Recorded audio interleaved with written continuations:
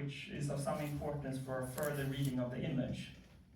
Whereas Charcot saw actual scars on Luc's dead brain when cutting it up, what Jacob's doctor was seeing and believing were not the actual scars, but pockets of inflammation, remember the nuclear spin of water, surrounding these scars.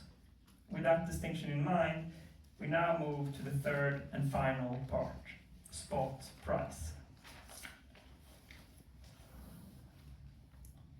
This was a brief historical background to how the spots on my brain have been pictured, and how these images have become a central feature in of my diagnosis.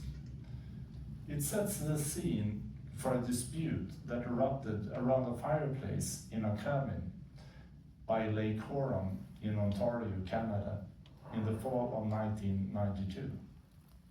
4 of the leading neurologists in North America at the time had met up in the cabin to examine the data from a clinical trial of a drug called interferon beta 1b, later to be marketed as betaseron. And their argument was about how to interpret the images of the white spots.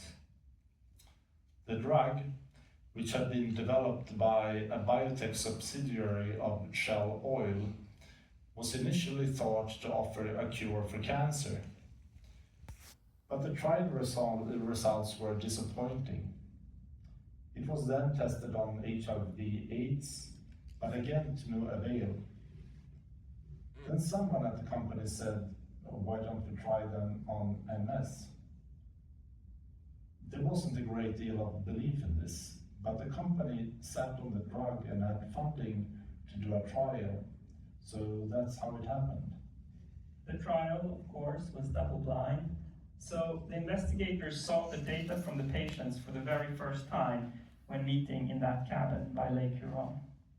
They were excited. 125 years after Charcot had formulated the diagnosis, they saw for the very first time a treatment that seemed to be doing something. After 2 years on the trial, the number of relapses had dropped with about 30% among those receiving the drug, compared to those on placebo. That meant 30% fewer episodes like the sudden numbness I experienced in Paris after arguing with my partner. Although this seemed promising, the doctors all knew that this was not enough to get the drug approved. Because you see, while relapses are uncomfortable, scary, and to some really serious, for most of us with MS, they are not our main concern. For the simple reason that they pass, you relapse and you recover. But then there were the images, the MRI scans of the patient's brains collecting during the trial period. The scans displayed truly remarkable results. Not only did the accumulation of spots slow down among those on treatment, it actually reversed. After 2 years, the treated patients had fewer and smaller spots on their MRIs, whereas the spots continued to accumulate and grow on the scans of the placebo patients. So what exactly did this mean?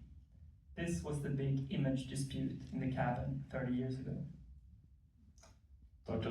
Donald Patey, who had led the trial in Vancouver, was the biggest believer in the magnetic images. He was truly mesmerized.